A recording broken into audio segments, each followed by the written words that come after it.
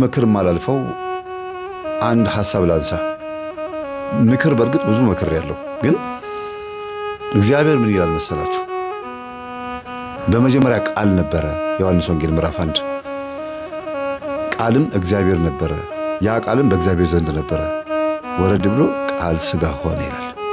የሰው ልጅ የተሰጠው እንጀራ አለ፣ ምግብ አለ፣ መጠጥ አለ። እሱም የክርስቶስ ሥጋና ደም ነው።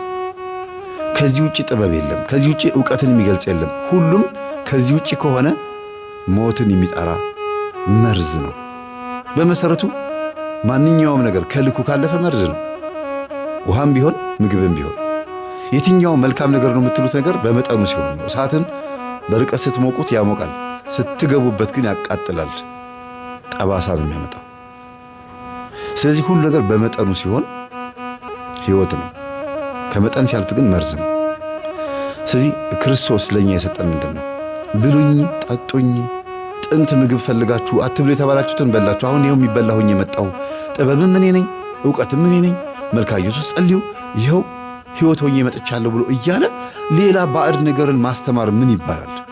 ጥበብ ነው እየተባለ ሌላ ነገር ኮተት ውስጥ አብሾ አፍሎ እየተባለ ምንድነው ያስተማራችሁት ህዝቡን?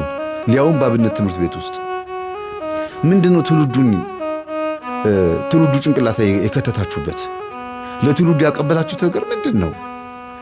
የእውነት ጠቅማችሁታል? ይሄን ህዝብ ራሳችሁን ጠቅማችኋል? ቤተክርስቲያኑን ጠቅማችኋታል? በዚህ ዕውቀት ዘላቂ የሆነ መፍትሄ ነው? ኢየሱስ ክርስቶስን ሸፈነው ጋረደው ብለው የሚናገሩት መናፍቃን እውነት ገድላትና ድርሳናት ነው ወይስ እናንተ ናችሁ የሸፈናችኋት? ቤተክርስቲያን የጀርባ ቅማል የሆናችሁባት እናንተ ናችሁ። የጀርባ ቅማል ማለት እንደዚህም ብላችሁ አታነሱት፣ ግን ይመጠምጣል ደማችሁን ከጀርባ ላይ ሆኖ አጉል ቦታ ላይ ተቀምጣችሁ በዚህ ቅጠል በዚህ መስቀል ይዛችሁ ህዝቡን አደናገራችሁት። ሊያውም መስቀሉን ሲያውም ቅጠሉ እንዲመርጥን ያደረጋችሁት። ግራ ገባው ህዝቡ። ሁለቱም አንድ ነው ይላል። አቤት እንዴት እንደምትጠየቁበት። ምናልባትም እኮ ራእየ ማርያምና መንገደ ሰማይን አንብቡት።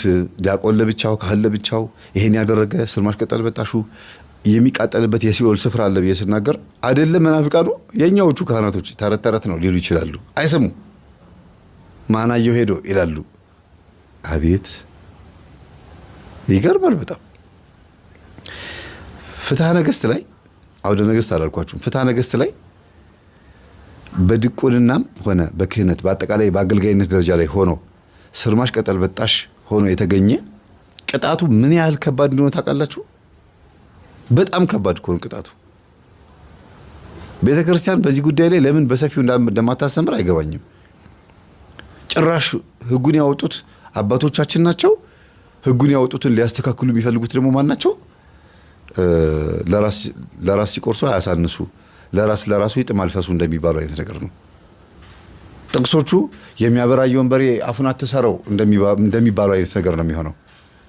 ይሄ ምንድነው? የቤተክርስቲያን ሳንቲም ለምን ሰረቃችሁ ለምን በላችሁ ሲባሉ እንደኛማ አገልጋይ ነን እኮ የሚያበራየውን በሬ ለምን አፉን ታስረዋለህ እንደሚባለው ብሏል ቅዱስ ጳውሎስ። ስለዚህ ብንበላም ችግር የለውም የኛው ነው ይላሉ።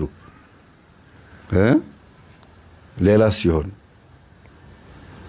ቺቺ ጥቅሷ ለዚህ ነች። ካህናትን የሚወቅስ ዲያቆናትን የሚወቅስ ከፍትሐ ነገሥቱም ከገድሉም ከስንክሳሩም ከመጽሐፍ ቅዱስም ተጠቅሶ ደግሞ ልካችሁ ሲነገራችሁ ደግሞ አባቶችን ተሳደበ ይባላል ነው። እግዚአብሔር ይማረን። ሰላም ነው። እግዚአብሔር የተቀደሰውን ክንዱን በሕዝብ ሁሉ ፊት ገልጧል። በምድር ዳርቻ የሚኖሩ ሁሉ የአምላካችንን መድኃኒት ያያሉ። ትንቢተ ኢሳይያስ ምዕራፍ 52 ቁጥር 10 ላይ